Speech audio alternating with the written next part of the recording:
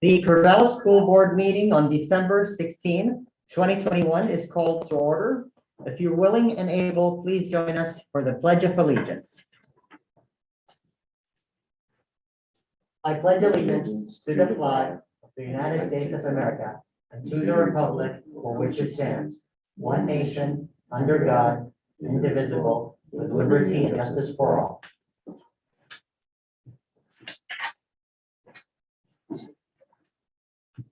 Welcome.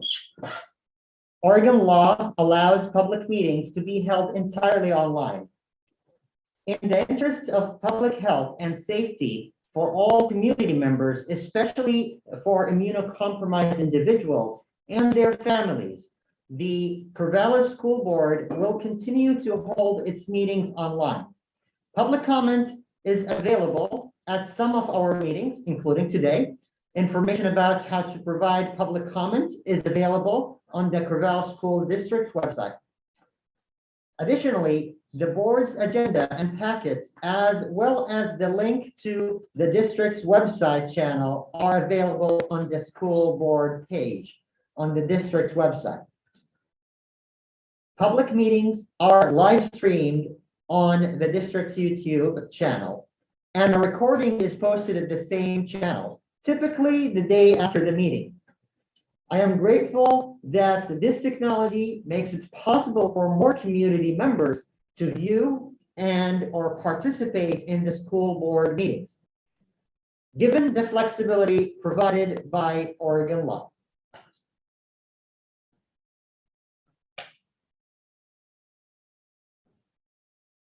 A roll call is taken. Tonight, we have all of our directors available, with the exception of Director Tina Baker, who's excused, Director Vince Adams, Vice Chair Sarah Finger McDonald, and Chair Samuel Adobo are in attendance in the boardroom, and Directors Shauna Tammany, Therese Jones, and Lahui White Bear are joining us online through audio and video.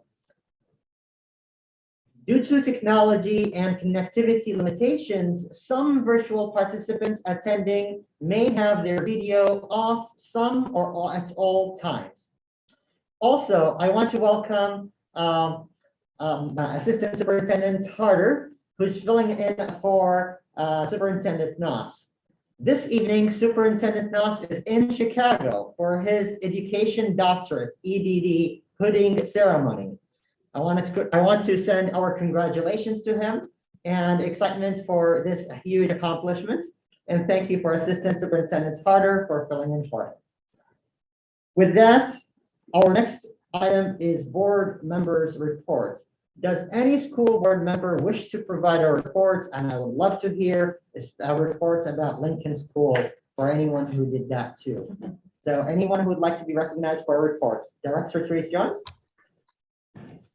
Yeah, thanks, Sammy. I just wanted to share that Garfield Elementary is doing a fundraiser right now through their PTA to raise money for instruments, pianos and guitars. So if you out in the community have an interest in supporting music education, please consider going on to the Garfield website and making a contribution so that they can equip their music classroom with guitars and keyboards.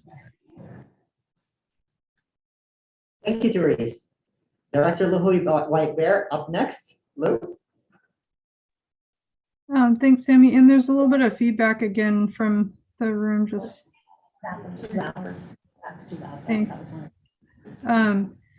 Yeah, I just wanted to say it was awesome to go on the tours or the tour of Lincoln and see the inside now that it's all students are in there, and it was really cool to see everything in, because the last time we had seen it was that July 1, or I believe it was July 1. It's been quite some time, so it's still in progress, almost done, and really exciting. The group I was in, there was a student in that group and helped give some of the tour, which was really fun too, to see that excitement from their perspective. And I'm just really excited. Every time I talk about the bond stuff, I'm always like, it's beautiful to see how much the community has put into updating the schools throughout the entire district, not just like one, but all of them. I was actually over at Catherine Jones Harrison for something that had to actually do with my work, and was able to see what's going on over there too. And that was really cool to see all the movement. And there was, I don't know if they're going to talk about it, so maybe Dale can, if they're doing their in their report, if it's part of it, but they were doing a tour, a special tour for the life skills students, which I thought was really cool to see and exciting. And the folk that I was with on that visit were excited to see that as well. And so I'm excited for all the things across the board, but those two in particular being able to be in the spaces, one all the way done and one still very much in progress, and just excitement all around for everything. Thank you, Lou. Next up is Director Shauna Tomini. Shauna. Thank you, Sammy. So Therese mentioned the Garfield PTO, and I know that other board members had a chance to go to some PTO meetings this month as well. I attended the Sheldon PTO meeting, both as a parent and a board member, which was just a lot of fun to have that chance to connect with other families and to see some of the dedication and engagement families really have to supporting their schools. And one of the requests or asks that I had that came to me that I just wanted to share with other board members was that as we go out and visit different PTO or PTA meetings, at the Sheldon PTO, for instance, they said, well, if you hear examples of things that others are doing, come back and let us know, or share out some of the innovative things happening at other schools across schools so that we can try that here too.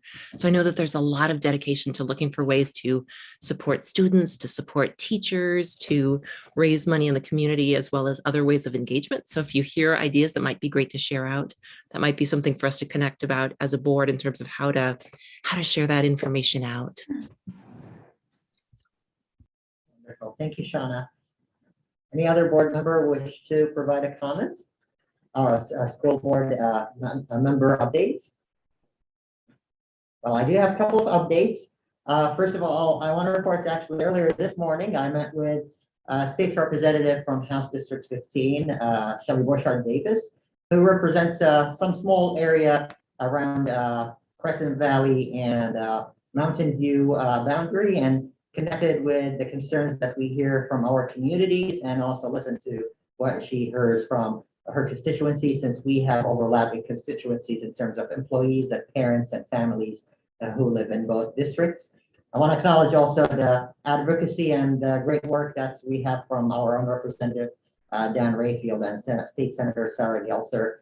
So it's really great that we continue those conversations, and I want to highlight the continued advocacy from Vice Chair Sarah Finger McDonald as the Legislative Policy Council member who represents Lynn and Benton and Lincoln counties. So much appreciation for Sarah's continued work on that on behalf of our district and all districts in the area. And also another report, this will be my last Public Schools Foundation, Corvallis Public Schools Foundation report. I am really thankful that Sarah Finger McDonald accepted graciously to be the liaison to the foundation. So as my last report, I want to invite the community and my colleagues and students and families to connect with Hands Across Corvallis event. It's an online event that's going to happen between 8 and 8:40 a.m. on February 3rd. So at 8 to 8:40 a.m. on February 3rd, there will be an online event where we're going to share the messages of resilience and our students, how they are really persevering throughout these days and these times. I'm very grateful for the work of the foundation, and I'm grateful for this board's leadership, as this board has been committed to coordinate and have the alignment with our foundation donors and foundation leadership. So thank you for that really strong advocacy, and looking forward for Sarah's leadership, continued leadership. And on that, is there any other comments? Seeing none, we will move now to the superintendent's report, and Assistant Superintendent Melissa Harder will be filling in on behalf of Ryan for that report. Melissa? Thank you. Thanks for welcoming me tonight, and I'm really happy to be here. So what we're going to get started with is an introduction of the new member to our administrative team. So there he is. As you are probably aware, in October, Gil Anspacher, our technology director, left us for a new position, maybe something more exciting than this. I don't know what could be more exciting than school technology. So we have hired Drew Hines. So welcome, Drew. Drew is recently worked for the Huntington Beach School District in California, serving as the Executive Director of Technology Services. Prior to that, he worked as a technology director and high school CTE instructor for Silver Falls School District. Drew has experience in developing and leading technology teams, coordinating the work of professional learning communities, and training and data reporting. He also led the Oregon Virtual Academy for 2 years and was responsible for all aspects of school leadership for that program, including reporting to a school board and ensuring stakeholder engagement. My favorite quote from Drew is that he has the heart of a teacher and the head of a technician. And that is why we decided that he was the best fit for this new position. So welcome to Drew.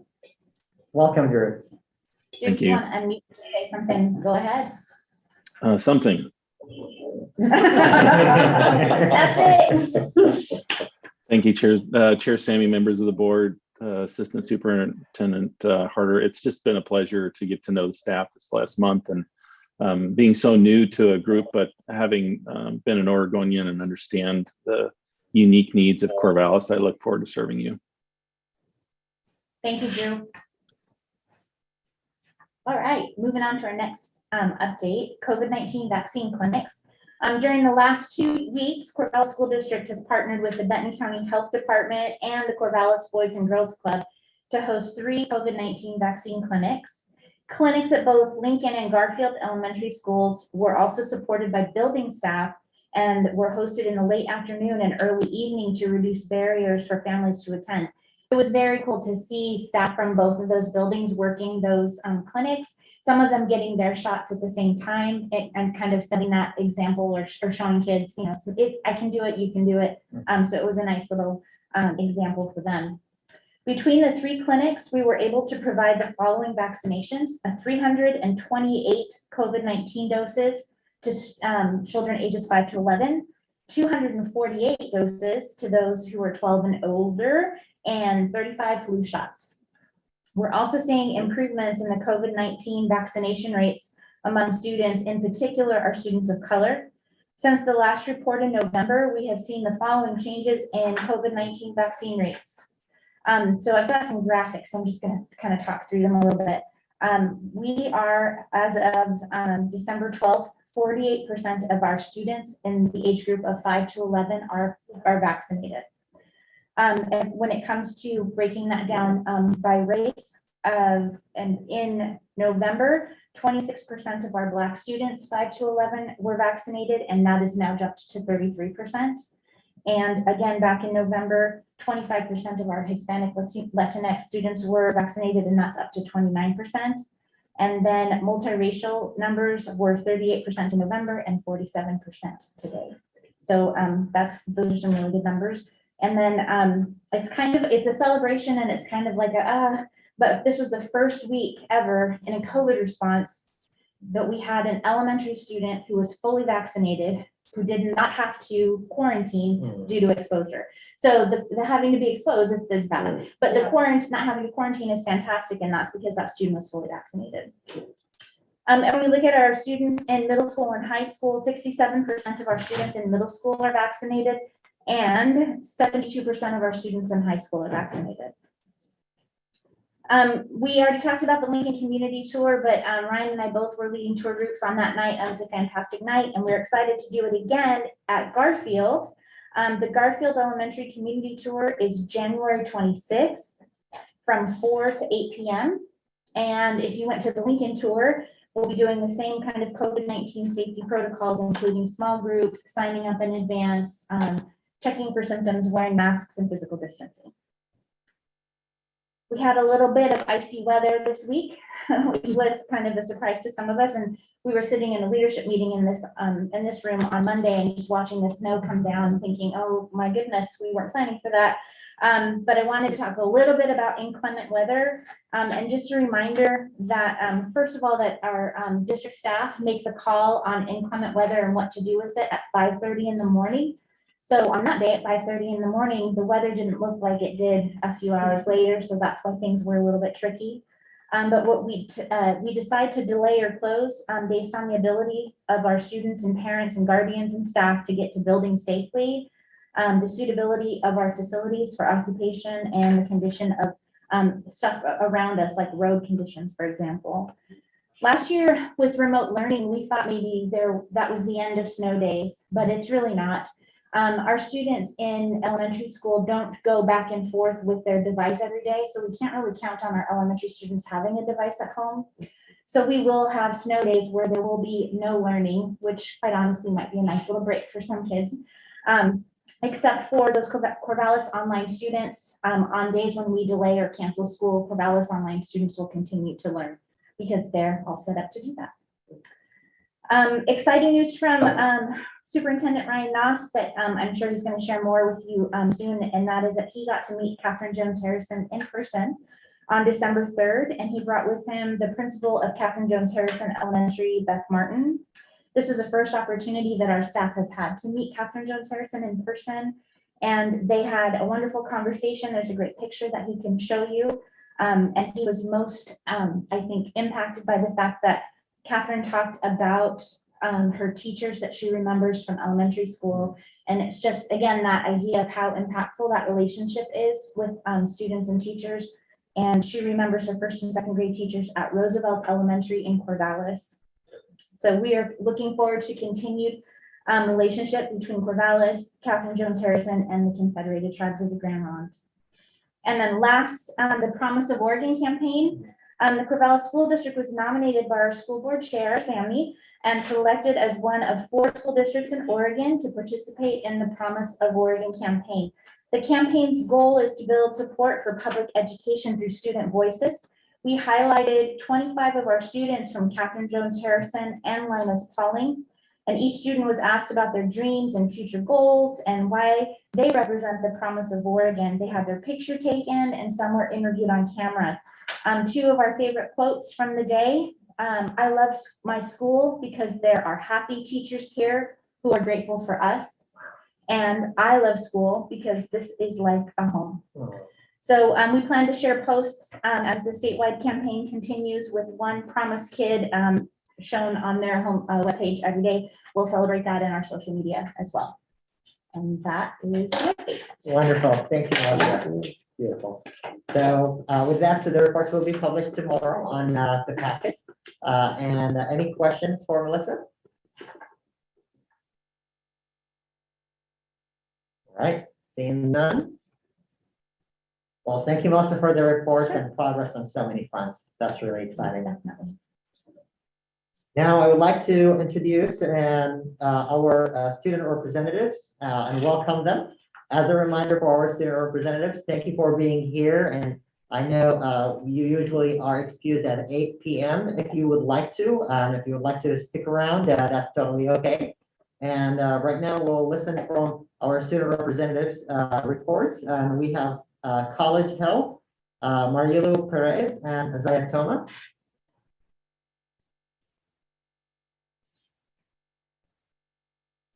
Oh, yeah, that's me. Hi.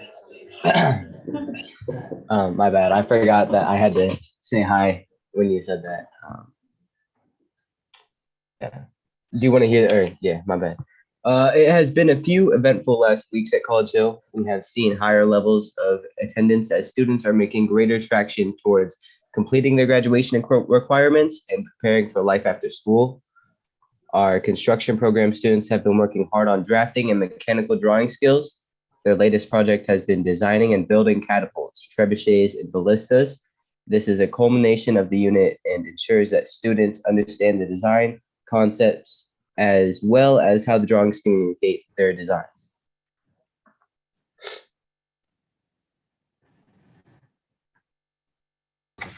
Um, excuse me. Hi, everyone.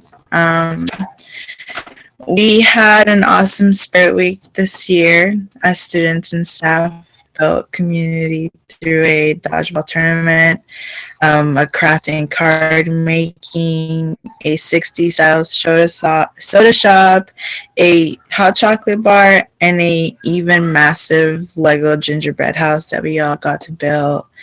And this was all combined with dress up days and other celebrations with the staff and students. And it was just like a really cool experience because we never really get to do like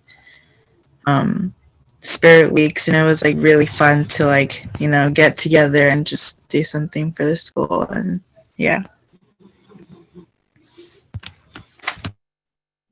Wonderful. Thank you. Next up is Corvallis High School. We have Kylie Sullivan and Tyler Young. Hi, everybody. So CHS has been working on providing more like in-person gatherings using our COVID guidelines. So this month we've been able to have our coffee house event. Our choir students performed. It was really amazing. It was really great. And at the same time, we had the Mecha Club. They put on a posada, which is also a lot of fun. We also, on December 11th, we had our homecoming dance, which is really exciting for all the students because it was our first back to school dance. And all the students did a great job following the COVID protocols. All the chaperones had nothing but good things to say. So that's a good sign. And we're hoping that we can use our homecoming format as far as COVID protocols go in future dances, if we can get that approved. And also, we just finished up our Winter Smiles event, which is one of my favorite events of the year, where CHS families are able to sign up to receive Christmas gifts that are donated by the community. And that's a super great opportunity. It really brought our community together. And so today we actually just finished wrapping all those gifts and getting them loaded up for families. So that was super great. And we were able to help 18 families this year. So thank you to all who contributed. And yeah, so that's what's going on at CHS.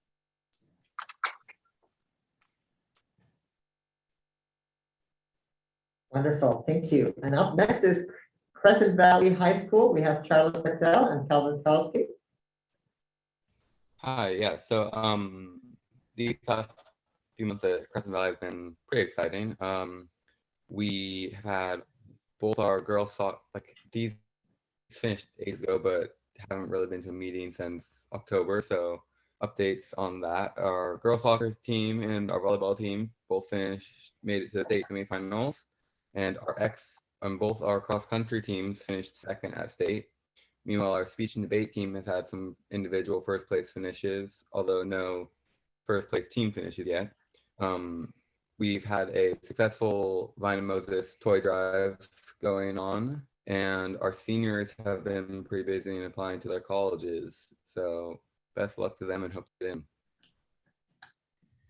Also, we're moving forward with our land acknowledgement project, which is creating land acknowledgement for CV, and then also painting a mural at CV to kind of encompass the whole thing and make it a lasting thing. And then we also, talent show planning is underway. We're hoping to host it this upcoming January. And then at this point, a lot of school clubs are up and running. So that's something a lot of students look forward to and are still continuing to join. And most recently, we had our holiday fun run, a sophomore bonding football game, and Musicians for Humanity concert. So both the fun run and the football games were great successes and raised a lot of money. And then the Musicians for Humanity had a good audience. They're a group of students who put on concerts at lunch to raise money for various fundraisers. And yeah, that's about it. Taylor? I just had a quick question. I remembered our ASB class was wondering what the status of the COVID mandate. Is there anything going on with that, or is there any new updates on that? So maybe Melissa, you wanna get started and I'll follow? I think the only big change that we've seen is the not having to wear a mask outside at school. So adults and students are now able to have their masks off when they're outside. I know that Governor Brown has a scheduled press conference tomorrow at 11. So kind of looking forward to see what's coming up there, but I don't know anything beyond that. And Yeah. absolutely. And as a reminder, for where the board is at right now, the board is using its advocacy for the superintendent's recommendations around increasing access and being really mindful around accessibility and education, especially for our equity groups. So thank you, Melissa, for the report that shows how we're progressing around that.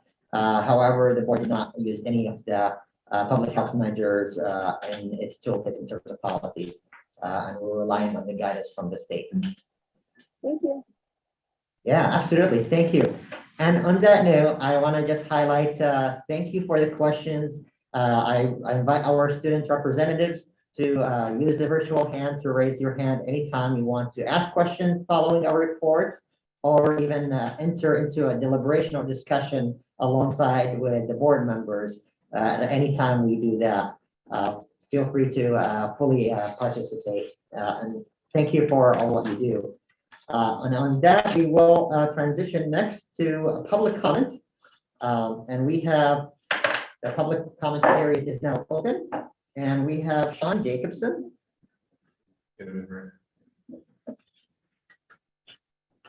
Hello, Sean. This is Sean Jacobson. Can you hear me?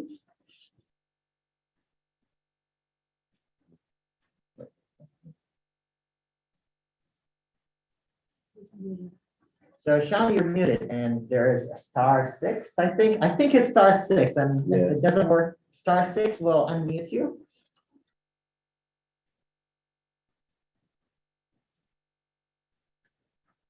Hello, Sean. We cannot hear you. Could you dial *6?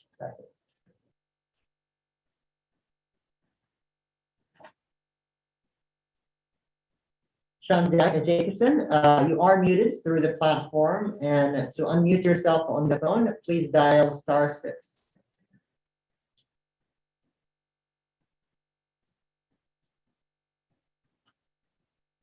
Let's try to do ask to unmute. You done it? Okay. If he's on the phone, I don't think he can see that because it appears in the chat. Yeah.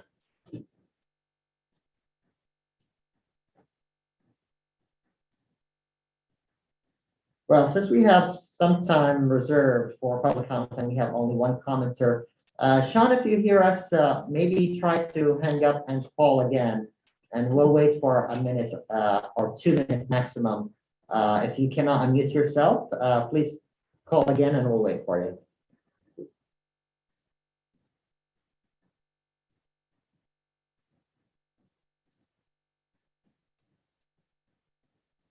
Again, if you hear me, either try to call again or dial *6.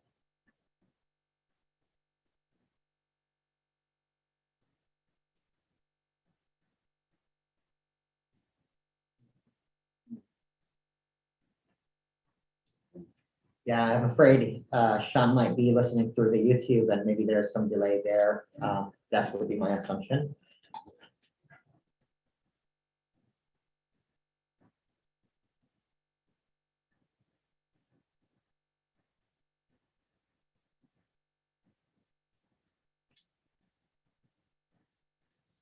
Oh, there he is. Awesome. I think, Sean, now you are unmuted. Can you hear me? I am finally unmuted. Good evening, Yay. Chair members of the board. Thank you so much. I love this new technology. I miss being at the table and seeing your faces in person. So for the record, my name is Sean Jacobson, and I am the Sean, very I'm proud sorry. parent of two. Sean, may I interrupt? I'm really sorry. Thank you for starting right off the bat, but I have to go through some procedural stuff, but that's okay. Is that okay? It is my it is my understanding that you were provided the guidelines regarding public comments. Is that correct? That is correct. Awesome. As a reminder, you'll have 3 minutes to make your comments. I will alert you when you have 30 seconds left. And That will be the chime for the 30 seconds left. And when your time is up, also there will be another chime.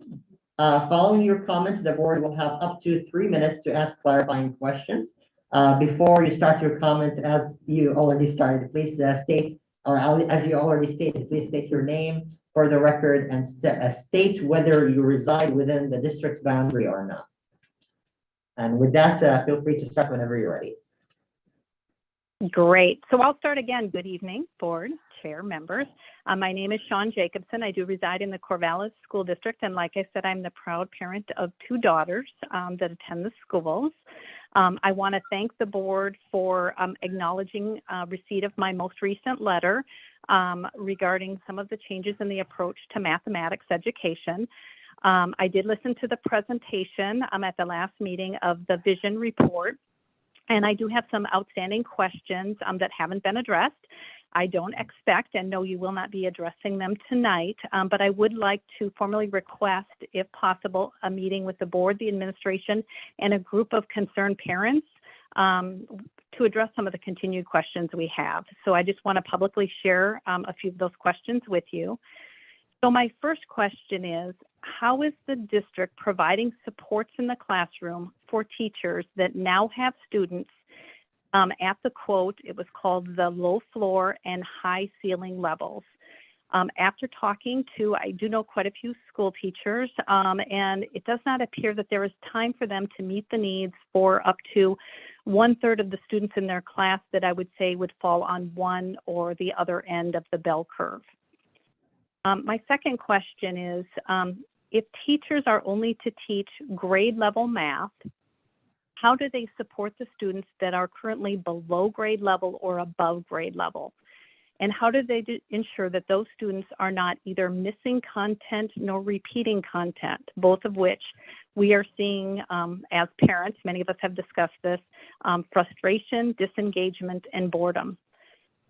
My third question is our understanding is that the model that Oregon Department of Education has adopted is based on a study that was implemented in 2014 by the San Francisco School District. There's now 6 years of data from that school district, and there's mixed results. What they have seen most recently is the change has succeeded in reducing the number of students that are failing courses, which I believe was one of the issues outlined in our school district, but it also coincided with a drop in test scores at some schools serving higher needs students. And it has also widened the socioeconomic gap in that parents that have the resources have found ways to support those students, which has perpetuated some of the inequities that the policy was meant to eliminate. So my question is, based on this data, we know that California is going to be updating their framework. Has our district looked at the proposed changes to the math framework? One thing they are going to be looking at is they're putting in explicit recommendations on how to support advanced students or students that are excelling in mathematics. So are we looking at the framework and the data for ways to better create a better model for our school district that reaches the desired outcomes? And Thank finally, you, Sean. I really my last appreciate it. question. I'm sorry your time is up, Sean. However, the board have the ability to ask questions or clarifying questions for 3 minutes. Vince? I would just ask that you send in her questions to the board, and just so that we have those, and then we can go ahead and take up the topic of potential having hearing. Thank you, Vince. Sean, are you able to do that and send us your questions in writing? Thank you. Thank you, absolutely.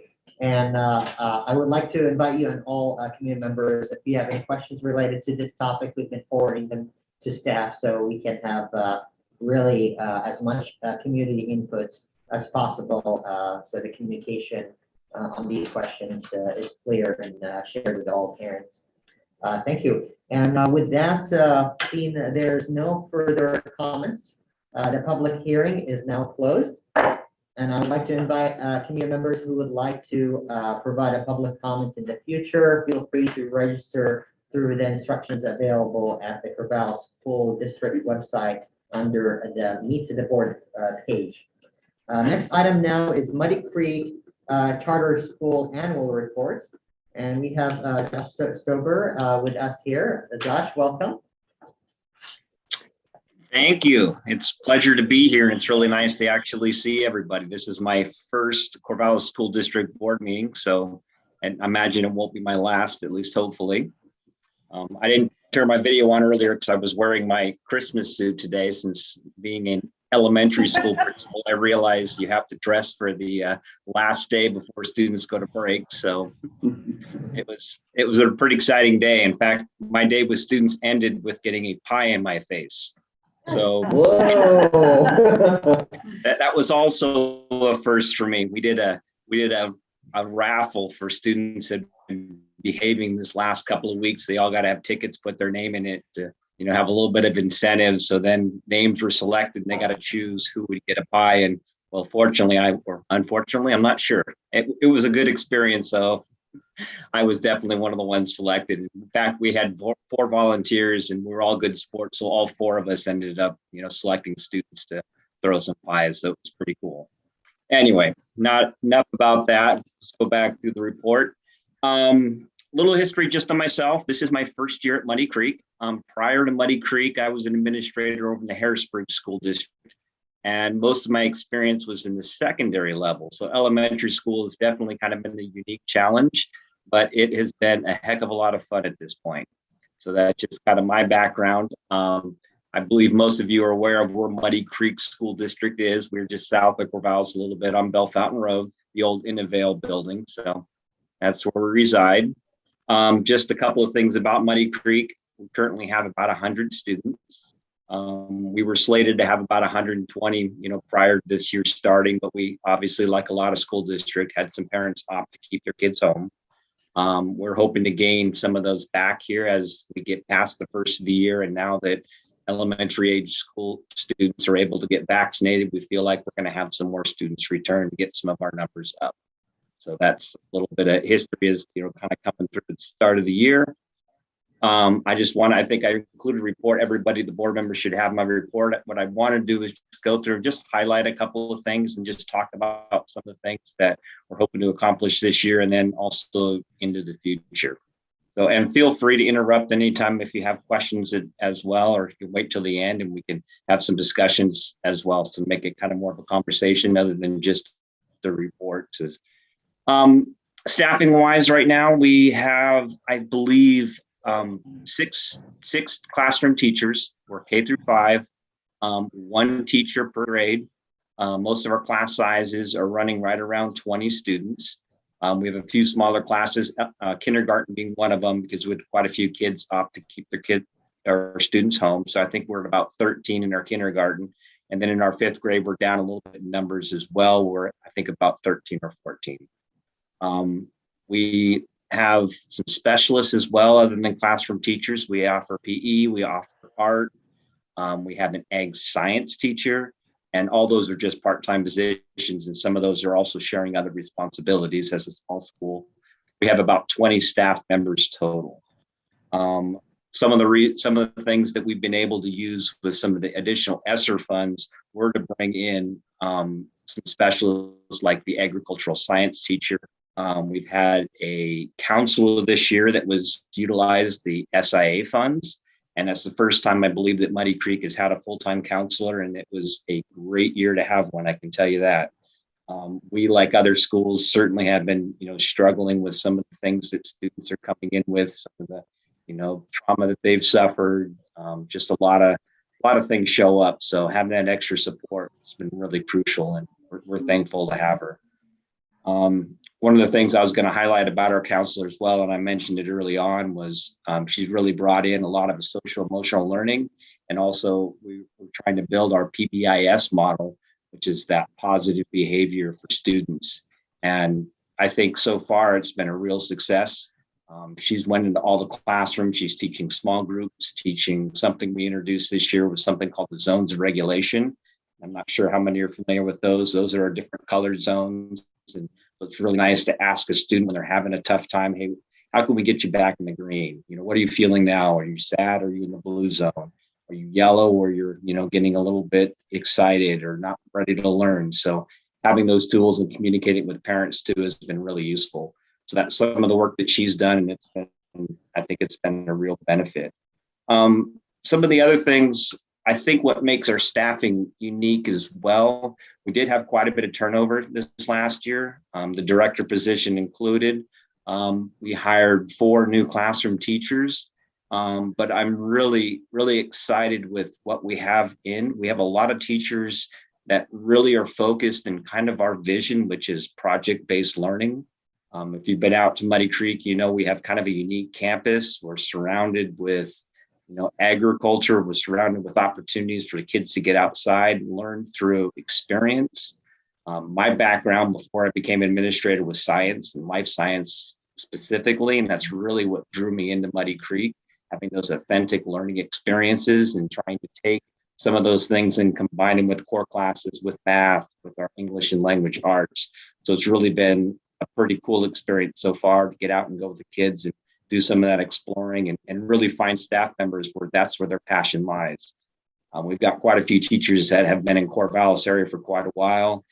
They've worked with many of the different, facilities, done a lot of camps for people work, and just have a lot of connections. So I think their skill sets that they bring in are really beneficial. So one of our goals, and talk about some of the things in the future, is really how to retain those staff members and how to make it an environment where they're excited and they want to stay and continue doing what they're doing. Our main mission, with I would say with as far as our students, we want them to be engaged, just like everybody wants their students to be engaged. However, but our thinking is they need a strong foundation. They need a strong social emotional foundation, but they also need to have that love of learning when they leave us. So when they go into their schools, they go to that secondary level, that they're excited to learn. And that's, I would say, probably one of the most inspirational things to me so far to work with elementary school kids is just that inquiry, that love of getting excited about learning and doing. And in the high school level, you get some of that, but it's just really not always the same. And often they've come through different learning experiences where they haven't been successful.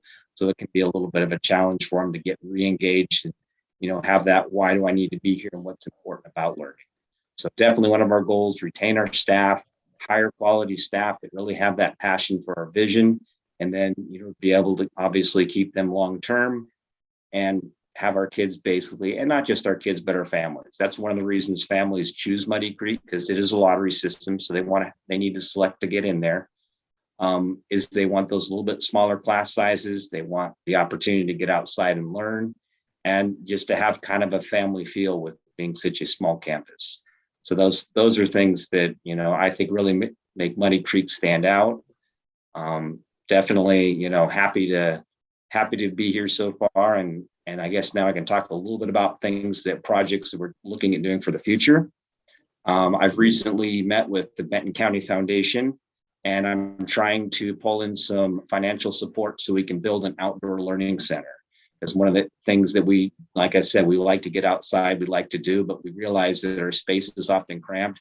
Sometimes it's pouring down rain, or sometimes like Monday, it's even snowing, but having that space where kids can get out there and put in some experiences and bring some people in that can show them some different experiments or different ways to learn. We have so many specialists in the area, with Oregon State being so close, so many local farms. I mean, we really just have a unique situation. So with speaking with the board, one of the main ideas is how can we get some sort of a additional outdoor learning center? So that's something that I met with them, and it's in the works, but it's probably could take some little additional funding and maybe finding some other groups, but we're super hopeful that we can, add that to Muddy Creek.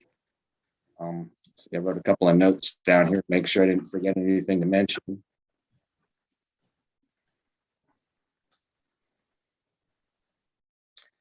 The other piece, something I really wanted to touch on, I know before that I came to Muddy Creek, there had been a lot of concern from community members with the connection to the Corvallis, school district in general. So one of my goals is to really work closely with the Corvallis School District. A couple changes that we've made so far is we've really tried to align our calendar to match Corvallis's calendar. We did the early release Fridays as well, the 1 hour ones and also the 2 hour ones. We have been able to take advantage of a lot of the experts in Corvallis since we've adopted a new English language arts curriculum. It's the collaborative classroom curriculum that Corvallis has been using. So it's been really handy because then we can have experts from Corvallis come in and help our staff members so we're all on board.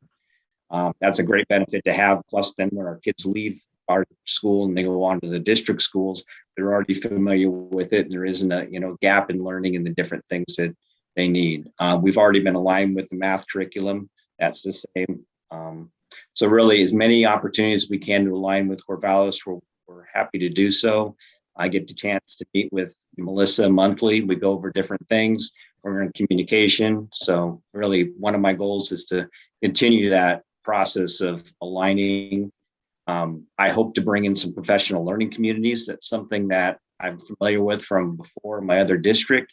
Being a small school, though, it'd be nice to partner with another elementary school in Corvallis to be able to share some resources and ideas. Now that, again, that we're using the same curriculums, I think that's something we can make happen. And as soon as it's safe to get in person and be able to work with other people too. So that's the bulk of what I want to really talk and present on, but I'm happy to answer questions or people have thoughts or ideas. Thanks, Josh. Really appreciate it. And I'll just comment, first of all, my deep appreciation for the report that you shared with the board and all of this great progress as well. And for the community, they can access the board publicly through the board book where the school board package is published. With that, I want to invite the school board members or student representatives through the virtual hand. Vince, Vince. So Josh, welcome to the Corvallis School District.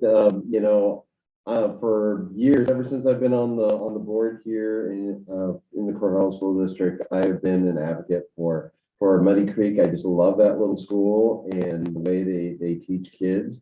And it's just really a delight. Thank you for your report and thank you for taking the time to sharing with us, how you're thinking, how you're getting settled in and where you want to go with the school. I really appreciate that. If there's one thing that school needs right now is some stability. And so it's just it's great to have you there, knowing that you came from Harrisburg, another small rural community that's a rural school that you're at now. And so it's just a great report. And so I have a whole bunch of questions. I had questions going into this and then I have more. I mean, I'm not sure where I want to start. You talked about a little bit about your plan for stability and staffing. Can you discuss that a little bit further, and how you think you're going to retain staff? Because that has been a perennial problem for that school. That's a great question, and I'd certainly be open to any feedback from those that would have ideas on that. My main goal is to be able. I think what sets us, at least as far as for a staff wanting to stay there, is we do have smaller class sizes, and we have a lot of autonomy as far as a classroom teacher does because we aren't directly aligning with another teacher. I think which helps. So when you have that teacher that has this is what they want to teach and how they want to teach this lesson, they really can do that. So I think from being a former teacher, obviously, I love that when I was a science teacher. You can set up projects and projects are great. I mean, I really think that when kids can get their hands on something, they can show different ways that they want to learn things. It's really beneficial. And the majority of our teachers, at least the teachers I think that are a good fit for Muddy Creek and the ones we have now, also appreciate that as well. So I think it's making it's a family feel also where everybody has a chance to know everybody there. I mean, we just did a little holiday celebration last night. I think almost everybody attended. It was after school hours, but it's just, I think having that, that little community, little family feeling is something that's quite a bit of benefit. And I believe I think the other top part of that, honestly, it's stability and leadership. And there's been so much turnover in leadership there. I think that's a real challenge because, as you know, anytime a new leader comes in, they're going to come up with their own ideas and they've got their own things they want to do and what they want to try, and for some staff members, it's, well, no, okay, here we go again. If it starts at the top, if there's no consistency there, it just seems to domino and it's hard. So that would be my short answer to that. Is the idea is just really keep that community feel and that family feel in there, and then find those the right skills that love what they do. Thank you, Josh. I got to get out of the way. We got other questions. All right, we got. That was one of my questions, so knock that one off my list. I was really excited to see in your report that you've been working with the tutors at Willamette Valley to support some of your students with dyslexia and other reading challenges to learn how to read in a explicit and structured way that is appropriate for those kids. So I was wondering what that looks like and how it's going. That's a good question. And I meant to touch on that also in my report, and I must have skipped right over that. So yeah, we were fortunate this year. They actually reached out to us because one of our parents had been using the Willamette Valley Dyslexia Center for some private tutoring. And they said, hey, maybe we could put together a partnership. So I met with Lynn Brown there and said, hey, what can we do to do this? And she said, you know what? She said, I would love to come into your school. And she gave us one heck of a deal to do it, because she also thought this was something in her career where she wanted to kind of move that direction. So she's working with about 5 or 6 students, but most importantly, she's working with our classroom assistants, and she's providing them the resources and the training. So now when she's gone, they have all the tools necessary to bring it right into the classroom, bring it into the small groups, and really help the kids. And we've seen a lot of improvement already from the kids that you're working with. And the assistants are excited, the teachers are excited. So yeah, we kind of, I don't want to say we kind of fell into that, but we did, but it's working great. And she's going to be with us, I think, till spring. And then we're going to, pass on the tools and keep going with our classrooms. Do you feel like the collaborative classroom curriculum helps you support that work? Yes, absolutely. So this is based on the Orton-Gillingham method. So it's really not a curriculum. It's really tools that go align perfectly with what we're doing with the collaborative classroom. So yeah, they fit nicely. Okay, great. All right, any other hands or go back to Vince? No, I raised my hand again. I got more. So I don't know where to go. You know what? I'm going to indulge myself. This is a in the weeds question. So I noticed that you have an ag science teacher that's coming in and working with kids, and so this is not a school board question. This is just Vince's curious question. Can you tell me about that program? What it looks like and what kids are learning from your ag science? I just think that's a great fit for that school. Yeah, no, it is. And our ag science teacher, she also happens to be a classroom assistant. So she's half-time ag science and half-time working in the classroom, which is great. She works with our 5th graders. And currently right now, she's actually working on the Missoula flood, which is really unique. We've got maps and we're talking about soils and we're talking about all the different things of what grows in those soils. They started off the year talking about, we have a garden section out there. So each classroom has their own little section of raised beds where they're learning about the different plants they can put in there, things that are local to the community, how things grow, all those different processes of on it. And she's also arranging field trips too, to go visit areas and see different things and bring in some professionals too. I think what she's set up right now is she meets with each class every week, and they get about an hour session on one of her topics to go through and talk about, hey, this is why it's important, and not just globally, but this is our community and this is their surrounding area and how it relates to you. So yeah. That's great. So it's you're really going beyond just agriculture. You're talking about place-based learning with an agriculture lens. That's really exciting. Yeah, it all ties together.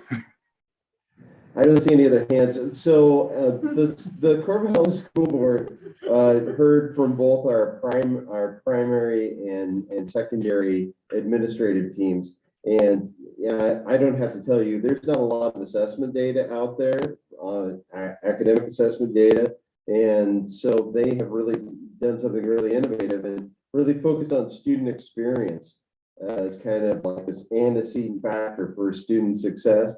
And I'm just curious, has any of that trickled to you at all? And are you looking at student experience at all for your kiddos? Well, it's a great question. Without the assessment data that we're used to having and to be able to do that, I would say yes. I mean, we aren't not specifically with Corvallis, but is certainly as a measurement right now of, you know, how our kids are doing. And really, I think that also kind of nicely rolls into where if it's success, if their attendance, if they're there, if, you know, they're all those things line up with that. So there's a lot of ways to measure success. And I would say that we certainly are, but we're set up to do that too. It's just the way our natural days flow. I mean, we have classrooms, or sorry, our classes, they go outside multiple times a day. If it be pouring down rain, that's okay. Everybody has a change of clothes. They have boots, they have raincoats. It's just a requirement. So, I mean, really, it's out there going no matter what. And again, I think with kids being engaged, it really helps when they're moving, they're up, they're not just in a classroom all day. There's certainly times for that, but that's all part of it. So I don't know if I really answered your question there, Vince, but I feel like we are, so. Good. No, that answers my question. I guess, you know, I'm also looking over here at Melissa, and really I'm just thinking about the board and knowing your school is, you know, the reality is we haven't visited that building in quite a while. It's been years since this board has Absolutely all have an open invitation if you'd like to come out and have a walkthrough and see what we're doing anytime.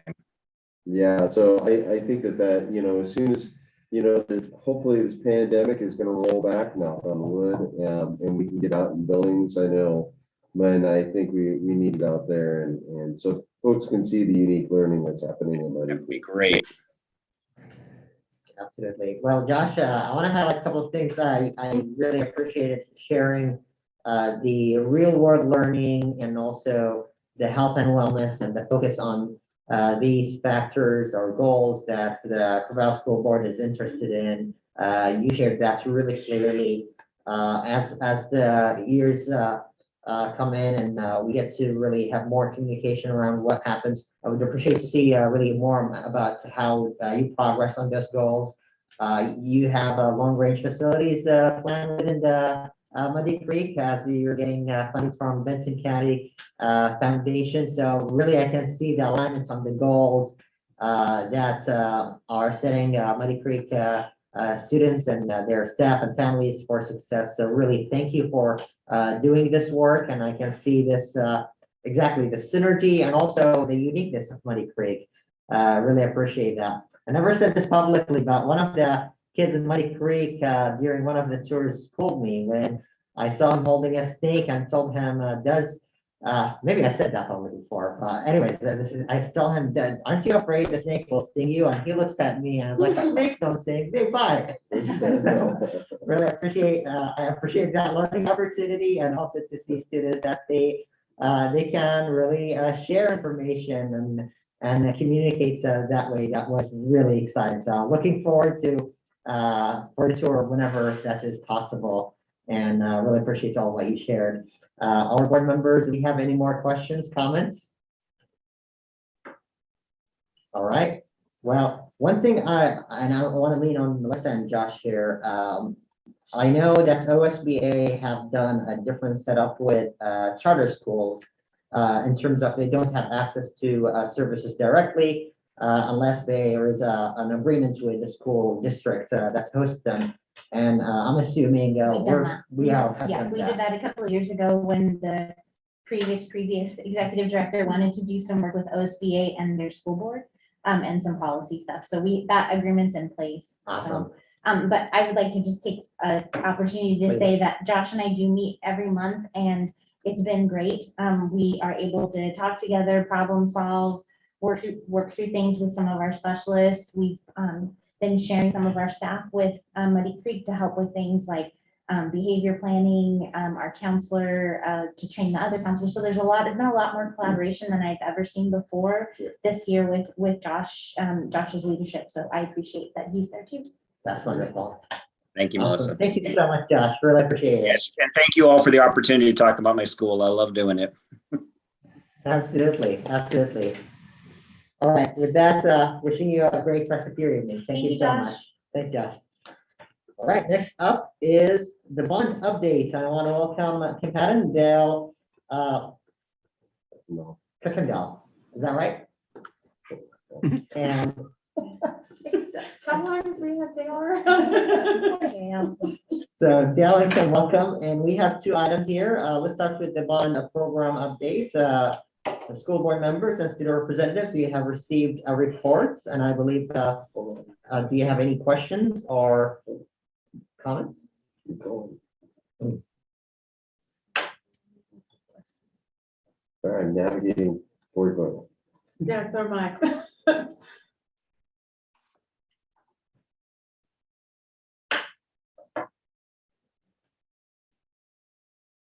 have the office out. Hold on, just stay with me. And for anyone who's watching, the platform that hosts the board book has changed probably a couple of times in the last year, and this week was one of them. So bear with us as we navigate through the packet. Well, I'll start with saying, really, it's very fulfilling to see Lincoln in real life and seeing how this work came to fruition. And it was really exciting to see all these open spaces and large spaces. The principal's office, though, is not really huge or big as I remember principal offices are. So that was exciting to see. That's actually we're encouraging our admin and teachers to really be at an advantage of the classrooms. Sarah? Yeah, I have a list of questions. I'll start with one. Vince jumped in. So one of the things we were in the report mentioned you looking for subcontractors and hiring subcontractors, and I know that that's been the construction work has been slowed in some cases because of not necessarily ours, but you think speaking broadly, because of supply chain, but also because of finding the people to do the work. And so I was wondering how that is going right now and how that potentially is impacting scheduling or cost of our projects. Sure. Labor availability has been a challenge, but it feels like it's improving for with a couple examples. The Bessie Coleman project that's rapidly approaching completion is seeing, crews in the 100 range, which is about normal for a school nearing completion. So that's good. We're also seeing pretty large turnouts of subcontractors wanting to bid the district's work. So that's also good. Just as an example, we had Mountain View starting to receive bids for their project, and we had like 7, bids in the $2 million range for the drywall framing and, that package. So big contractors and lots of interest. So that's terrific. There's still a labor shortage generally, but right now it doesn't seem to be having a big effect on our projects. So great. Vince? So I have kind of a nuts and bolts one around Franklin. That's kind of the topic that we're discussing tonight, and I'm trying to remember what the additional years. I remember a discussion as we were debating whether to, get rid of the Franklin building because it's so old. It's our oldest building. And I remember a discussion of how many more years of use, with this refurbishment. And can you remind me approximately how many more years the community can expect to use that building, give or take? Because I mean, goodness knows this is Oregon, and there are pioneer schools that are still in use out in Eastern Oregon. So, I mean, there are people using very old buildings, but the reasonable use of that building, how much more with this refurbishment? Dale, you want to take that one, or you want me to take a stab? from a planning perspective, you probably could. I could tell you we're putting new roof on that building, lots of new mechanical equipment, brand new electrical services. I would say 30 years without a problem, and probably longer. Yeah, and so my answer would be the same. I was going to go with 30 years. However, as you said, Vince, with ongoing maintenance and upgrades, it could be longer. But the question we really have to ask ourselves about the educational efficacy. So is it meeting our educational programming needs? And is it financially viable to keep doing that? All right. Okay. Thank you for that reminder. And I guess the one other thing that I would add is that, the light refresh, what was characterized as a light refresh in the planning for the bond is not really very light at all. It's actually fairly substantial. I know a good portion of the work that you're doing there in Franklin is called a light refresh, but it really is, it really changes the character of the school. And it's been very impressive what we've seen elsewhere in the district. Awesome. All right, well, actually move on to Calvin Kowsky. Calvin, and then we'll go back to your time. So, as someone who has gone to Franklin and has a unique perspective on the difficulties that that building faces, I was wondering what specifically are being outlined, because I'm looking over the thing on board book and it doesn't specifically say any refurbishments. And you guys mentioned the roof, electrical stuff, and a new electrical system. And I was wondering, like, sort of maybe more specifics on what stuff. Sure. Kim, I'll rattle off some things and feel free to jump in with what I probably will forget. The old locker rooms, which had been primarily used for, are being converted into kind of a science lab area. So that's a fantastic educational upgrade. One of the restroom banks will be converted to the district's all user model. The other one will be refreshed and new fixtures and finishes. New finishes pretty much throughout, with the exception of the classrooms, which are not getting a full refresh, similar to other classrooms in the other elementary schools that we've done. I don't think I mentioned new windows. That's a big upgrade for the longevity of the building. The front office admin area will be similarly upgraded like the other elementary schools have been, including security vestibule. Kim, what am I forgetting? They will receive a collaboration space. So that is one classroom that's broken down into 3 smaller spaces to support project-based learning. And so there will be instructional technology in those spaces, so projectors and new furnishings so that they can effectively utilize that space. They're also going to get a roll-up door in the cafeteria that will roll out onto a new patio on the south side of the building. We're fencing in that south lawn, so it effectively becomes an extension of the cafeteria gym space. And it's right adjacent to the garden, so it will perform as an outdoor learning space as well. Okay. I want to specifically touch on the locker rooms being turned into science labs, and my appreciation for that, because as someone who used those locker rooms as a part of the science, they are certainly in need of refurbished. So I want to specifically put thanks for that. Awesome. Thanks, Calvin. All right, next up is Sean. Thank you. Thanks for all of those great examples of updates and great question, Calvin.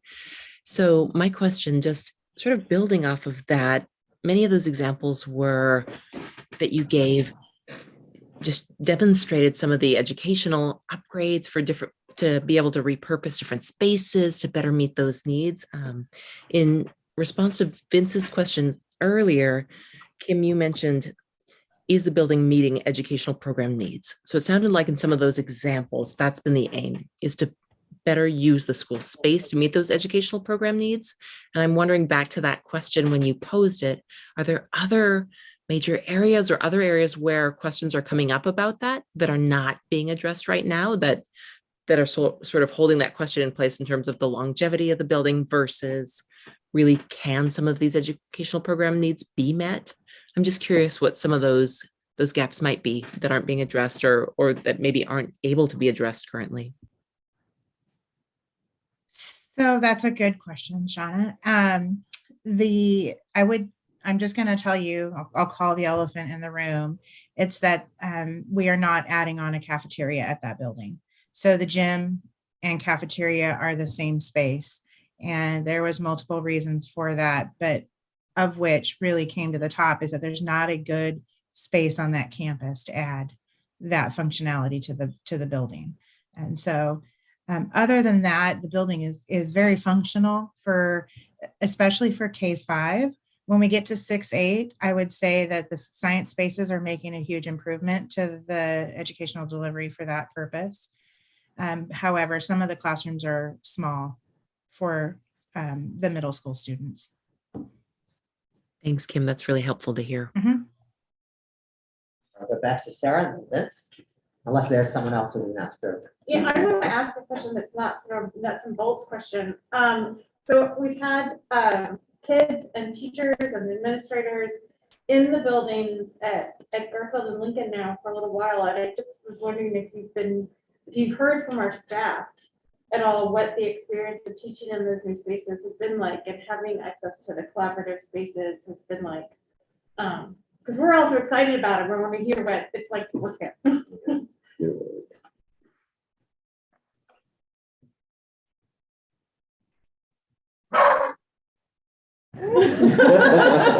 That good.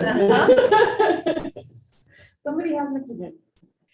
I am so sorry. I have a beagle in the background. It's okay. I'll give one example. I was leading tours at Lincoln a few weeks ago or a week ago. It's been a really long story. But my point being that I trained watching a teacher give a tour, and her tour went long every single time. And it's because she's a teacher in the building and all she could do is talk about how great this is and that is. And when I'm here, I do this. And when I'm in here, I do that.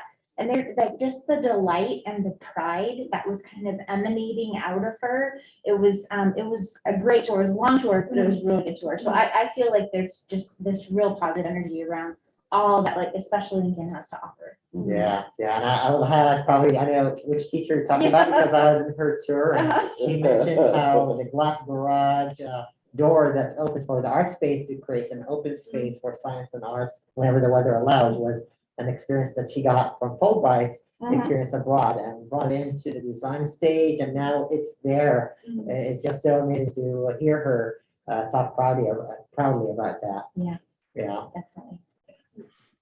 I'll add that, I apologize for that. I will add that there's little pieces like the benches under the stairway at Lincoln, how it's helping staff create a place where students can more easily transition to school in the morning. They don't have to be there in the middle of the flow. They can sit down and a staff can come and do one-on-one work with them. I see students in the collaboration spaces every time I'm there and they're excited to be there. And the other one that I wanted to mention is the booth seating in the cafeteria space and the excitement that I hear from parents hearing about getting to sit in those spaces and how much they love it, even if it's coming in and waiting for something in the morning. So it's pretty amazing to see student. I have one story I'd like to share. I was helping Ryan Noss give tours, and we were in a lower grade classroom, and a young lady that was in there, and it was her classroom, and Ryan gave her the opportunity to give the tour of that room, and she was so proud to show every little detail of that room and how neat the furniture was and how useful, and it was just mind-blowing. So that was great.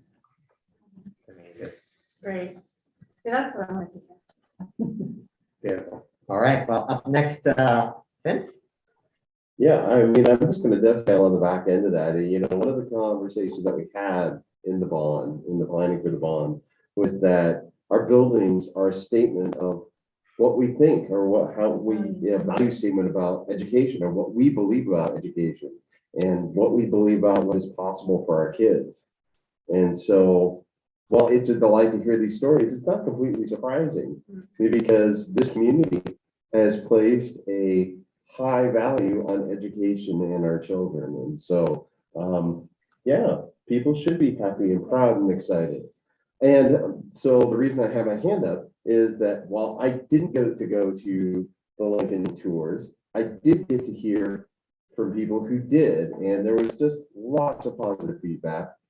I also talked to other people who didn't get a chance or didn't even hear that there were tours going. They were like, "Oh no, I missed the tours," And so we are not off the hook. And I'm sure when Bessie Coleman opens, people are going to want to tour that school as well. So we have a lot of school tours to do. This community is really energized by this new construction. So great job, Bonte. You guys are doing great. And for those who are watching today or within the month or week, you can go to the Corvallis School District website, and on the home page, actually, there's a virtual tour video. Thanks, Kim Dale and communications team for working on that. It's really great video tour of 3-4 minutes where you can see things. Of course, experience it in person is much better, but you'll get a really good flavor of how the schools look like and how unique it is. And to Vince's point, I would share also one of the things that were shared in the tour that I was in is the flexibility and being adaptable, because we don't know how the school will look like or how the school will operate in the decades to come. And the design for flexibility and adaptability in the building was mindful of that. And that just brings me joy of the potential of learning in a school building that will stand the test of time and different pedagogies and generations that will learn differently. It's just so exciting to be part of that. All right, with that, any other questions or comments? I'm sorry, Therese, I did not see that. Therese. It's okay, Sammy, thanks. I just wanted to give a nod to the staff who, in the process of these tours, have worked really hard to turn those tours not just into a community engagement opportunity, but a real world learning opportunity for all of the students who've been able to be part of really, in a significant way, be part of making those tours happen. I've been on a few different tours now, but at my last tour of Lincoln, there was a kindergartner who was assisting in our tour. And when we got to his classroom, he, the principal said, well, you want to give him a tour of your classroom? And he said, oh, yes. And took each one of us by his desk where he sits and modeled for us all the ways that you can use the chair. And also a couple that the teachers have shown them not to do. And he showed them. So anyway, it was adorable, but it was also, I just thought, man, this is these are our kids. They're learning so much about their building, and now they can talk competently. I mean, honestly, I'm a liaison to the bond oversight. I think that this kiddo could speak more to the features of Lincoln than I feel like I could. And so they're clearly integrating into the learning community there about the physical space that they're occupying. And I just think that's really fantastic. And I know, having done my share of having to give tours in my life, that it's extra work to involve more people. It's a lot of extra work to involve a very exuberant 5-year-old who's going to give a 10-minute stool demonstration. But in every one of those, I have never seen the staff try to cut it short or correct something that might not quite be exactly right. They've just worked with them. And so it's been wonderful. They've had co-presenters. So when these community opportunities come along, I encourage everyone to come because you won't just see the really cool buildings. You're going to watch active dynamic learning taking place with the children who are occupying and learning those spaces. So, and I just know that's just a real that's just a testament to the commitment from start to finish project that our district staff have brought to making these buildings something that is transformative in the learning in our community. So thank you very much for that. Charlotte? Thank you, Therese. Charlotte? First, I apologize for the blank screen. My Wi-Fi is not being cooperative with me today, but Okay. I wanted to ask on behalf of the CV students, we've actually been asked a lot about the construction in the F building, the CTE spaces. And a lot of students are just curious if construction in the area is finished, and if it's not finished, when we could possibly see it being finished. I don't know if either of you could tell me that information or where I'd go to find it. Yeah, I can share some information about that, Charlotte. We have quite a bit of work that is going to happen over winter break, and it will not complete all of the work. But what I'm going to tell you has occurred is that as we occupied the spaces, those CTE areas are very technical spaces. And during the time that we were planning, we also had an infusion of funding through the High School Success Grant and Measure 98. And so equipment was purchased that was new from what we were planning for. And so there's some corrective action that we're having to take to really make sure that all of the equipment that had been purchased during that time frame is up and functional. And so a lot of the work will be completed over winter break, but you're going to see some continuing on into the winter, but we should be completed before spring break. And then there's a small amount of work in the gymnasium that will happen next summer. Thank you. You're welcome. But the metal shop will be open for classes starting in February. So that's exciting. It is very exciting. All right, up next is Lou. I didn't say a whole lot during this section because I talked a lot about it already in my earlier comments. But one thing I didn't talk about that I really wanted to point out on the Lincoln tour is that open space piece in the ceiling. Dale, was that in the art room where you can see the inside of the ceiling?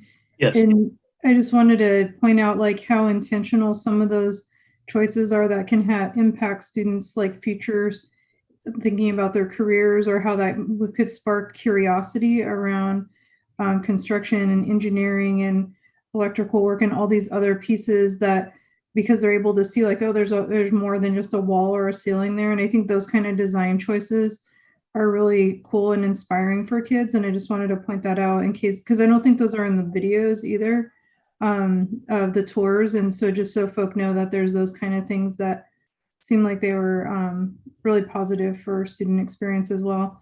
And I can't remember if I don't remember seeing we haven't toured Garfield yet, or but if those are in other spaces as well, that'd be cool to know about.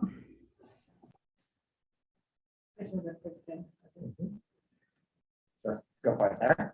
Yeah, well, the one thing that sort of fits into that category, Lou, that I've seen at Garfield is the windows in the raised beds where they'll be able to see root growth down into the soil, which as a total root nerd, I thought was really exciting. And interesting for kids to see parts of plants that they don't get to usually see. Just a quick question. So like I have a neighborhood women's coffee group that I'm sure will want to know about the Garfield tour because they've all been watching the changes. Where can the public go to find the information on how to sign up for tours? Kim, how are we doing that sign up just like we did with Lincoln? We're working on something that might be a little bit smoother and less labor intensive for us than making phone calls to my office. And so that'll be released the first week of January. We'll get that out there for how to go about signing up. Okay, thank you. Awesome. Thank you. Any other questions or comments? Seeing none, board members, will move now to Franklin K-8 guaranteed maximum price and bond reserve allocation. And there is requests. Does anyone wish to make a motion? Well, first of all, if you have any questions before we get to that motion. Any questions? Yeah. Vince?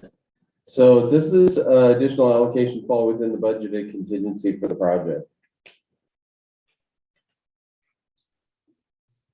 We are asking for a reserve allocation, Vince. Is that what you're asking? And it does fall within our kind of our strategy for the remaining reserve allocations. And just to bring you up to speed, for Franklin, Adams, and Sheldon, we will have approved 817,000 of that reserve allocation. So we're doing pretty well. Mountain View is trending well. We don't have a number yet, and it's one of our biggest projects left. And then so is College Hill. Both are kind of the big ones. So we're holding our breath that the numbers come in where we need them. And we're going to know about Mountain View in January, yes? Correct. Mountain View we'll bring you the full GMP on January 13, and we'll bring partial GMP for College Hill on the 13th. Those bids are coming in next week, so a little later. More time is needed. So we get both in January. You'll hear the numbers for both in January. Correct. That's great. We're also going to provide a bigger financial report than typical in the January meeting. Yeah, I read that too. Okay, great. Thank you. Right. Calvin, do you have a question? I was just wondering what action is being requested of the board, and if it's a movement to approve the funds, I would urge the board to approve the funds.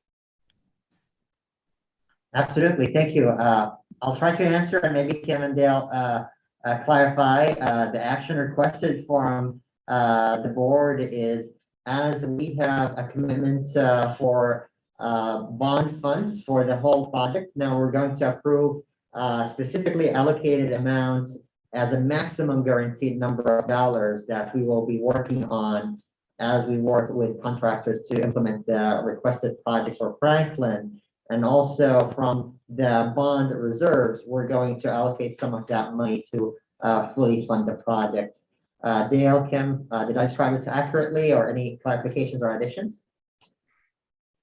Very good. Awesome. All right, with that, any further questions? Seeing none, Vince, for what reason you want to be recognized? I'd like to make a motion. What's your motion?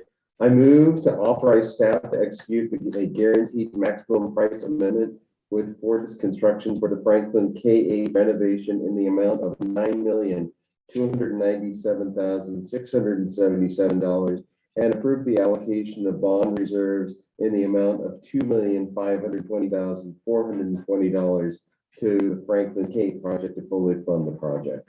A second. It's been moved by Vince and seconded by Sarah. Is there any further discussion? All right, seeing there is no further discussion. It's been moved by Director Adams and seconded by Vice Chair Finger McDonald that to authorize staff to execute a guaranteed maximum price amendment with Fortis Construction for the Franklin K-8 renovation in the amount of $9,297,677 and approve the allocation of bond reserves in the amount of $2,520,420 to the Franklin K-8 project to fully fund the project. On the motion, the roll call is taken. Director Adams, what's your vote? Aye. Director Baker is excused. Vice Chair Sarah Finger McDonald. Aye. Dr. Sean Tomney. Aye. Dr. Jones. Aye. Co-Vice Chair White Bear. Aye. And the chair votes aye. And the motion passes with 6 votes to none. Congratulations, exciting work. Thank you. Good evening. Have a great rest of your evening. Thank you, Kim and Dale. All right, on that, we will move into Oregon School Board Association's election. As a context, the Corvallis School Board have the option to elect for 2 positions, and we will start with Oregon School Board Association Board of Directors election, position number 10.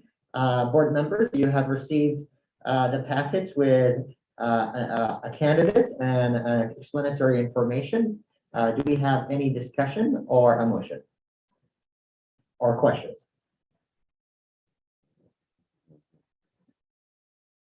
Director Adams? So I have a point of information. Is the board required to vote on this? Do we have to cast a vote? The answer is no. The board may opt into not casting a vote.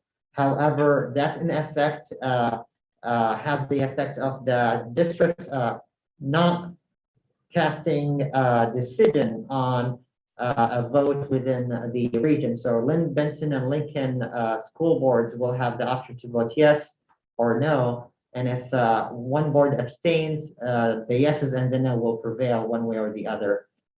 So we are not required. Okay, and if we vote no, do we have to vote essentially like a write-in? Do we have to have an alternate candidate? Yeah, unfortunately, we cannot have an alternate candidate. The process is the candidates who submitted their application on time and fulfilled all the requirements of the application, including a nomination and submitting their application on time, are on the ballot without an option for a write-in. If a majority of the boards vote with no, then the OSBA Board of Directors will be having the power or authority to make an action with the vacancy. Okay. And as a point of clarification, I serve on the board representing the Caucus of Color. With that, it's 8 p.m. Student representatives, Calvin, have a good night, and our student representative, have a good night. You're welcome to stay if you want, but you're not required to. With that, Lou. I just have a question for folk who have seen these applications before. Are they usually typically this sparse to vote on, make a decision on? I was had a little bit of concern about like not having very much information to make this kind of decision with. And so I was kind of curious if this is typically what applications look like. They give you like 250 words for each question. They're this sparse, and they really limit what how much information you can give for each question. Okay, I understand that they're like there's a word limit, but is this what we get as a board to make a decision of this? Do they usually look like one line or one sentence? Yeah, Vince might have an answer. Well, and I would add that historically, candidates would reach out and join us in a meeting and campaign a little bit, talk about how they wanted to represent the region. That is not, I mean, with the pandemic, that is a little more challenging, although our board meets, in hybrid meetings. So, I mean, candidates would be able to join us easily. Mm-hmm. Thank you. That's really helpful. That's helpful to know, because I'm like, how do you make decisions with very limited information? And so it was that was my concern and question. So it's helpful to know that there's options for us to be able to interact too. Yeah, absolutely. And a couple of predecessors ago for that position, I did campaign when Terry Deacon was running for his reelection, and I traveled across the region to meet with board members. Yeah, I was just gonna say, we haven't had a lot of turnover in this position since I've been on the board. So that's been the campaigning and hasn't been very intense for this. Correct. In the past. Correct. And a point of information, Director Miriam Cummings from the vice chair from the ESD board of directors is the current appointed board member, and her board nominated her, but her application did not arrive on time. So basically, the answer did not arrive on time. That's why her application is not in front of us at this time. All right, Vince. So I'd like to make a motion. What's the motion? I move that the board vote no on Jeff Davis for position number 10 on the OSBA Board of Directors. All right. A second. For a second. Is there any discussion on the motion? Yeah, I'll take the first discussion. So the board received correspondence from a member of the community that flagged Mr. Davis. There was some questionable content in social media. His application or materials looked fairly good, if a little short or brief. I was a little disappointed that we have not heard from Mr. Davis. I would like to know a little bit more how he intended to represent our region. But on the prompt from the constituent, I went ahead and essentially cyber-stalked Mr. Davis a little bit, got his Facebook account, and found symbology that has been associated with white supremacy. So specifically, it's Thor's hammer, and it has an American flag overlaid on it. It could be that Mr. Davis has a Scandinavian heritage, and this is an innocent mistake.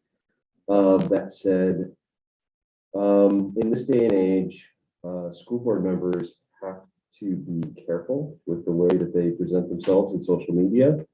And that's so At best, the way I see this is that's a lapse in judgment on the part of Mr. Davis in his capacity as a school board member. And maybe that gets a pass in LC. But I think for the Corvallis community, I don't think it really does. And as a representative of our community, I think our community has higher expectations for elected officials. And so I don't feel that he would be an effective, or I have questions about his ability to represent the Corvallis community. And at worst, he could have, his civil could be, he could have those intentions, which would clearly disqualify him. Either way, I don't feel that I can support his candidacy for the OSBA board. And so hence I made the motion and I'll be voting in favor of the motion. Thank you, Vince. Any further discussion?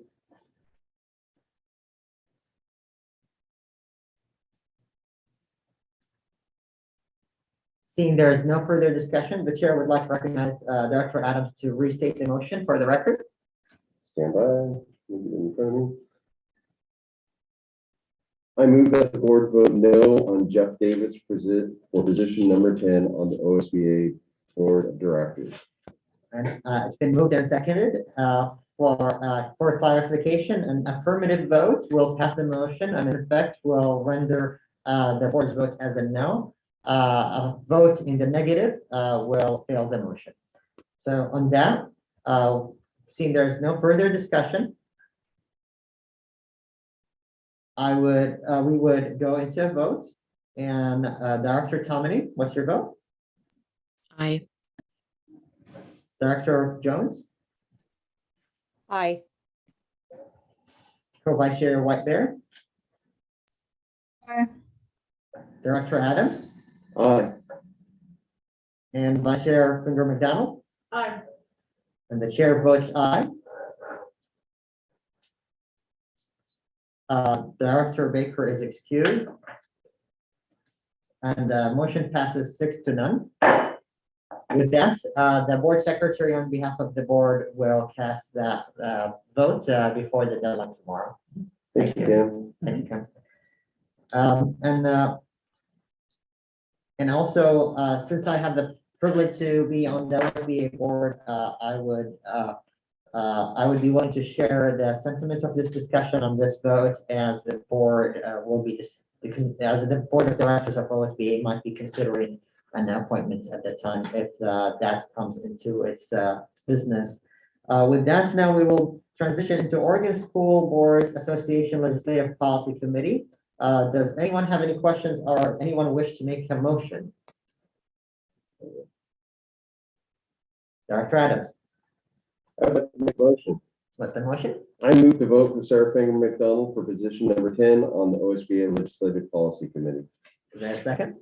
Second. Been moved and seconded by moved by Director Adams and seconded by Director Jones. Is there any discussion? I have discussion. Vince? So Sarah Finger McDonald, even before she was on this board, has been engaged with the legislature on a variety of issues, but gun control prominently. And since serving on the board has been a consistent advocate for our community at the legislature. And I think that she should continue to be serving on the Legislative Policy Committee. I know that her contributions on that committee are very much welcome, and I look forward to voting in favor of the motion. Thank you. Any further discussion? Well, I can't say enough how motivated and fearless Vice Chair Finger McDonald is. She also serves on the Budget Committee of the ESD, if I'm not mistaken, correct? And her advocacy, as Director Adams mentioned, is just great.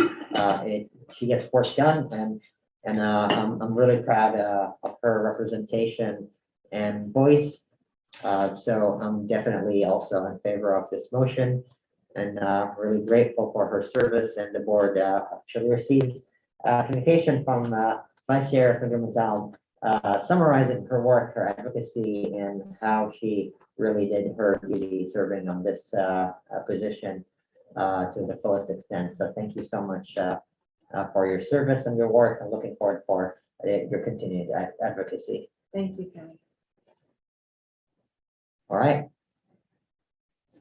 On the motion, would Director Adams restate the motion? Sorry. Hold on. Just a moment. I already closed it. Oh no. Hold on. I move to vote for Sarah Finger McDonald for position number 10 on the OSBA Legislative Policy Committee. On the motion, for Vice Chair Whitebeard, Aye. Director Jones, Aye. Director Tomini, Aye. Vice Chair Finger McDonald, Aye. Director Baker is excused, Director Adams, Aye. and the chair votes aye. And the motion passes 6-0. Congratulations. Thank you. I'm excited to serve. It was a good experience. Awesome. Last term. So. Yes, we passed the Student Success Act in the last term. What is it? Actually, Yeah. no, my last term was after that because it was an empty position Right. that I had applied for. So my first term on the Legislative Policy Committee, one of our focuses was we need to really focus on working with the legislator to make sure that we protect the Student Success Act and that we don't allow the legislature to use that funding as an excuse to cut our funding from the general fund or our funding from pandemic recovery money. That's a separate pot of money. So it was more about protecting the funding than getting the funding at that point. Yeah, which is really important.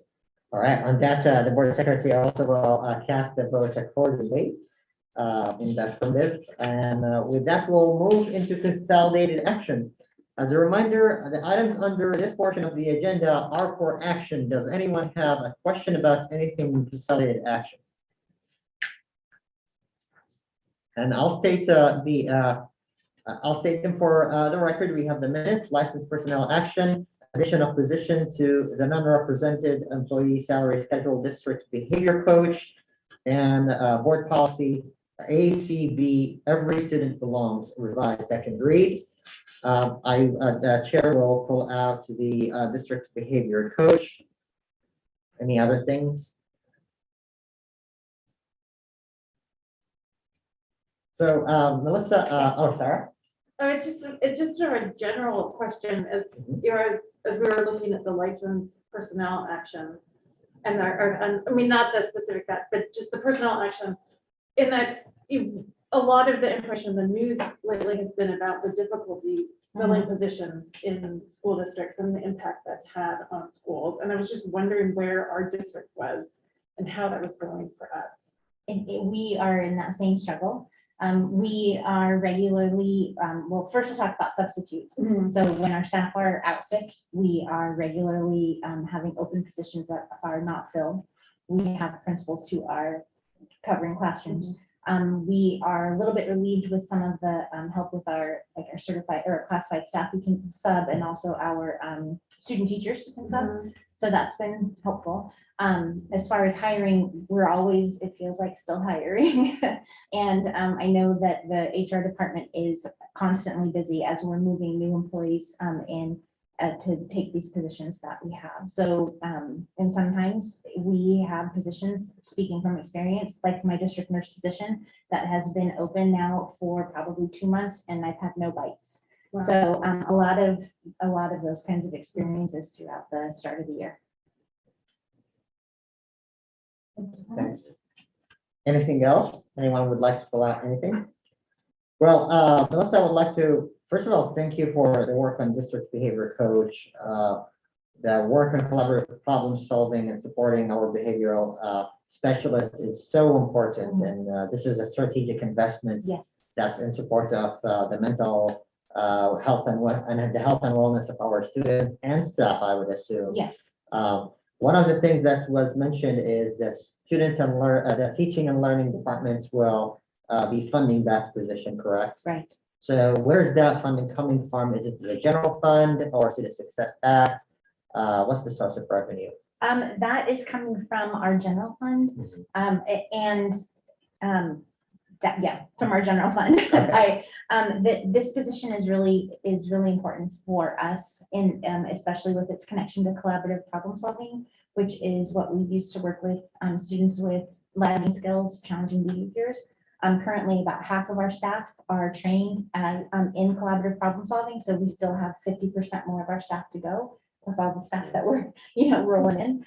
So it's vital to have a staff member who is doing that work with our staff, who is able to do that coaching with them. Wonderful. And we're expecting to be able to sustain it, correct? Yes, we wrote it for the long haul, for sure. Beautiful, beautiful. And with that, I'm fully in support. It's Thank really great investment that will definitely pay huge dividends.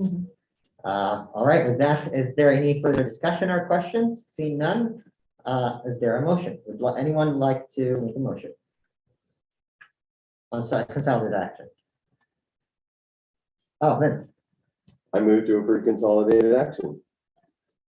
A second. All right, is there any further discussion? All right, it's been moved and seconded to approve consolidated action. Director Adams? Aye. And Dr. Baker is excused. Vice Chair Finger McDonald? Aye. Dr. Tomini? Aye. Dr. Jones? Aye. Co-Vice Chair White Bear?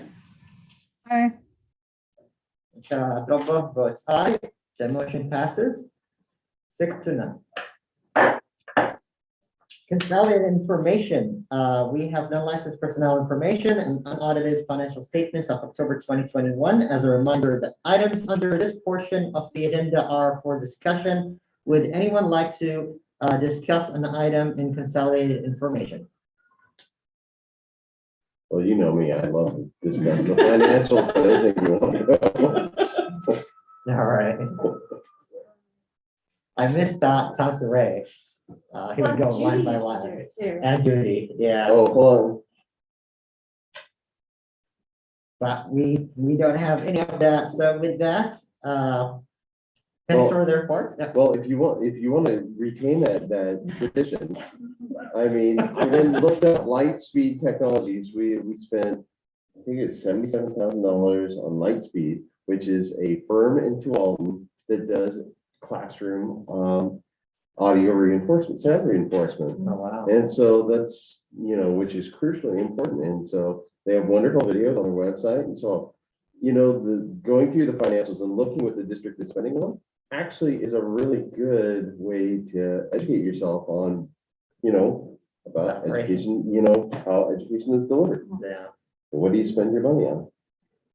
So there you go. Upholding that tradition. I love it. I love it. I love the highlight. Wonderful. Seeing none, we have board member comments or future agenda items that board members wish to discuss in the future. Is there any board member comments or a request for future agenda items? Sarah. First, I want to thank the board for voting to support my candidacy for the legislative select committee for SBA. I really enjoyed that work. There are two things that sort of were announced to do that, and then that I'm going to serve as a liaison to the foundation. Those are both things I'm really excited about doing in my role as a board member. So I appreciate the opportunity to do that. As far as like agenda items, the Muddy Creek and their work with the Willamette Valley tutors to support their kids with reading challenges. I would really like to learn more at some point about how we are doing that same thing district-wide. Thank you. All right. Lou? I just wanted to go back to Melissa's report earlier and just congratulate the district on how much outreach has been done for those numbers to go up with the younger kids and at the rate they did. I feel like they went up really fast from the last time we heard, and that says a lot about the outreach effort and also about the community response as well. So that that increase in number of students, but I think that was with the district. So it may not have gone up quite as much as I was thinking, but it still went up, and I think that's great. And it says a lot about the work being done at that level with outreach and engagement with students or in community.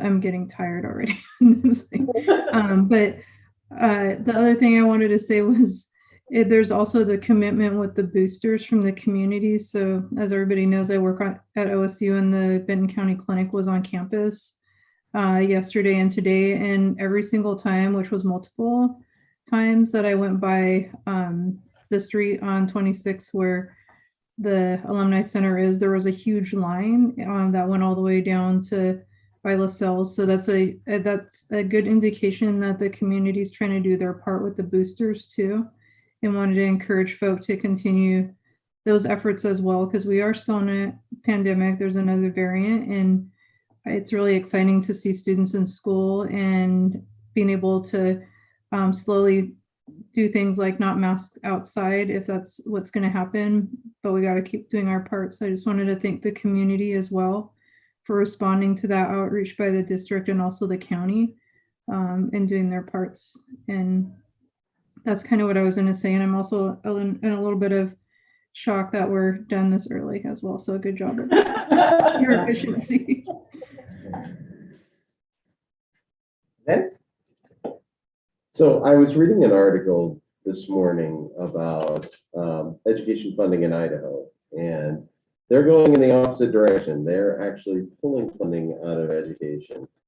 And I just wanted to, we were talking earlier about our community and how it values education. And I want to express appreciation for this community and how it supports education. I want to express my appreciation for the staff of this district who have worked so hard to get us to this point. It's winter break, folks.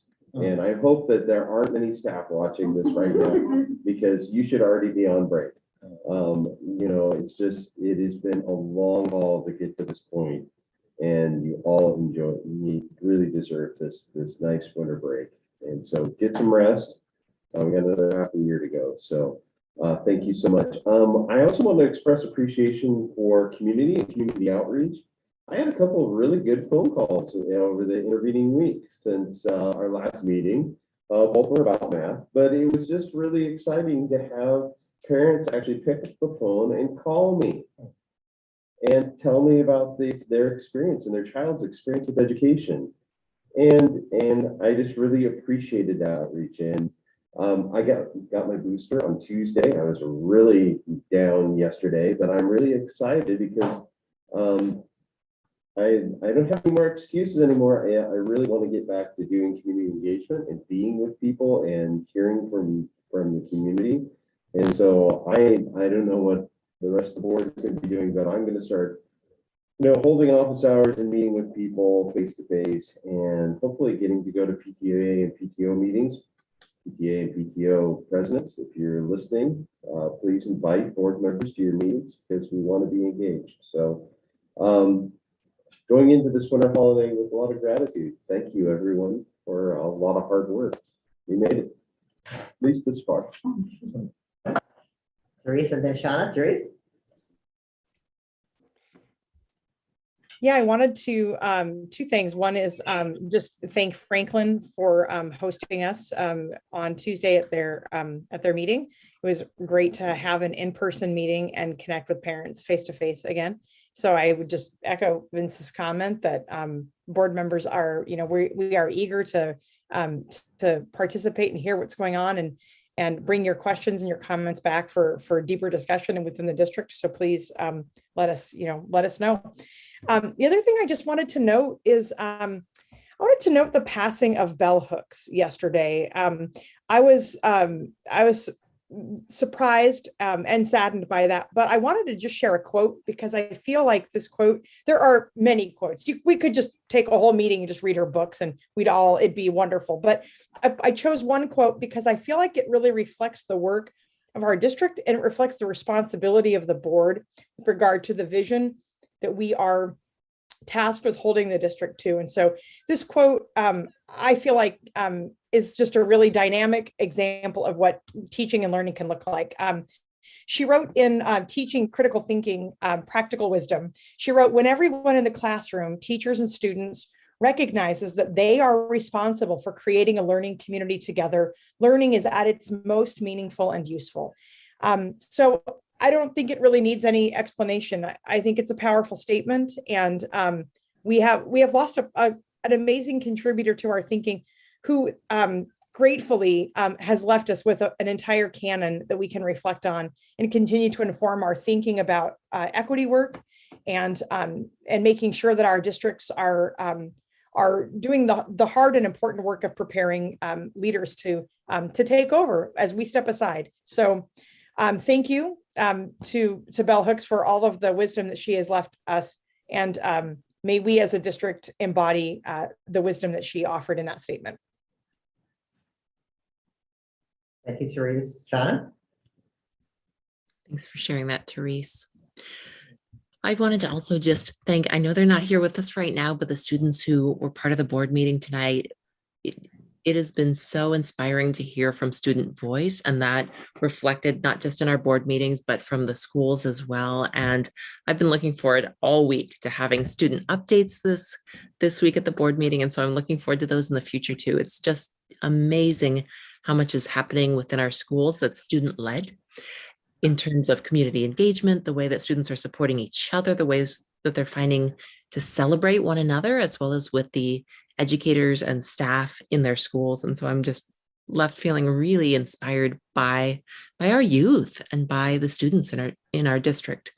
So, and also just wanted to say thank you for the community for reaching out, for sharing both successes, things you're excited about, as well as concerns and worries. I think it really helps shape the conversations that are happening at board meetings and beyond, and helps us sometimes issues that come up, such as math curricula and looking at how new processes are adapted and adopted and so on, sometimes gets framed, we see in the media, as being two-sided or divisive, or it's either this or that, and really coming together and hearing those stories from email outreach, from folks being courageous and speaking up at board meetings or reaching out to us over phone as well, helps us see where the nuances are and understand where are places where new things can be tried to really support all students, as well as where are lines being drawn that maybe we need to sit down and talk about. So I'm really grateful to the community for reaching out to us with those thoughts, and hope that we can continue to find ways to really strengthen that partnership between